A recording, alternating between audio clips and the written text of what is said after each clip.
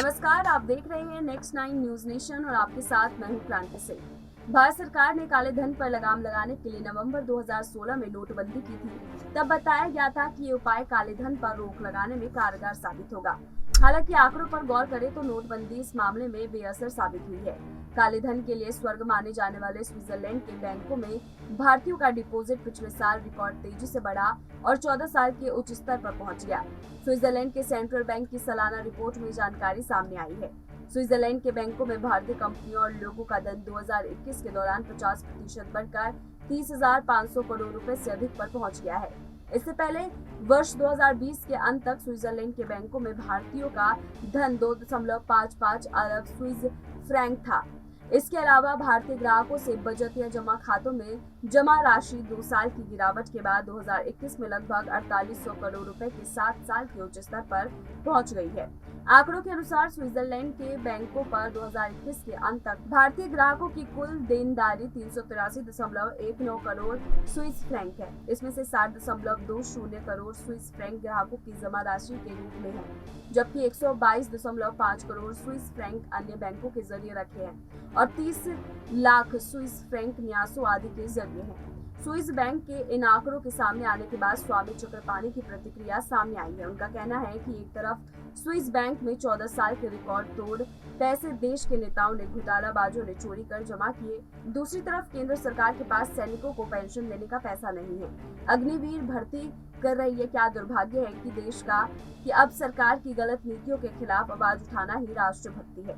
सुनिए स्वामी चक्रपाणी ने इस बढ़ते आंकड़ों को लेकर और क्या कुछ कहा। एक तरफ भारतीयों का पैसा देश के नेताओं ने, घोटालेबाजों ने, उद्योगपतियों ने देश के पैसे को ले जाकर के स्विस बैंक में जमा किया। 47.3% बढ़ करके यानी 14 साल के रिकॉर्ड स्तर पे 14 साल का रिकॉर्ड तोड़ दिया। अब स्विस बैंक में सबसे ज़्यादा पैसा भारतीयों का जमा है। आप जरा सोचिए, एक तरफ देश की सरकारें कहाँ तक, प्रधानमंत्री मोदी जी ने वचन दिया था कि स्विस बैंक से पैसे लाएंगे, उसमें रामदेव जी भी थे। वो पैसे तो आया नहीं, ऊपर से देशवासियों की पैसे को सरकार रोक नहीं पाई, सुरक्षित नहीं कर पाई और यहाँ के घोटालेबाजों ने, नेताओं ने, उद्योगपतियों ने भारतीयों का पैसा ले जाकर के स्विस बैंक में जमा कर दिया। और दूसरी बात, सरकार के पास पैसे नहीं है कि सैनिकों को वेतन दे। सरकार जो है अग्निवीर नामक सैनिक भर्ती कर रही है, वो भी 4 साल के लिए। आप जरा सोचो कितनी दुर्भाग्य की बात है। इसका मतलब आप देश के लोगों के पैसा जब आप रक्षा नहीं कर सकते, बाहर कैसे चला गया पैसा स्विस बैंक में, तो देश की रक्षा आप कैसे करेंगे। तो हर आपने रेलवे प्राइवेट किया और कई विभागों को प्राइवेट करते जा रहे हैं, लेकिन सेना के साथ कोई देश के लोग समझौता नहीं करेंगे और देश के युवाओं को दांव पे रख के समझौता नहीं करेंगे। आपने युवाओं से कम सलाह लेना चाहिए था, देश के संसद में उसके लिए बहस होनी चाहिए थी। इस प्रकार से अग्निवीर भर्ती कर देना ये बिल्कुल ठीक नहीं है।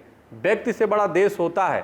प्रधानमंत्री मोदी जी को ये समझना चाहिए, कोई भी निर्णय देश हित में जब लिया जाता है तो देश के लोगों को विश्वास में लेकर के आए। इस प्रकार से करना बहुत ही आपत्तिजनक है और राष्ट्र हित में हर व्यक्ति को अग्निवीर की जो भर्ती हो रही है उसका विरोध करना चाहिए। सरकार की नीतियों का उसको सरकार को वापस लेना चाहिए और निश्चित रूप से इसमें का संशोधन होना चाहिए। जो हमारे जब युवा जाएंगे ट्रेनिंग करके, वो 4 साल में क्या राष्ट्र की सेवा कर पाएंगे।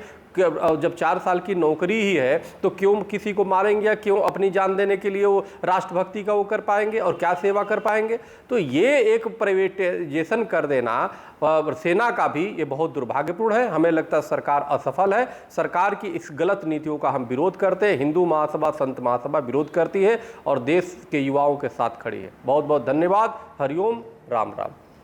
देश में उथल पुथल की मुख्य वजह इस वक्त आर्थिक स्थिति है। स्वामी जी की बात से आप कितना इत्तेफाक रखते हैं हमें कमेंट करके जरूर बताइएगा और फिलहाल ऐसे ही तमाम अपडेट्स के लिए देखते रहिए नेक्स्ट 9 न्यूज नेशन।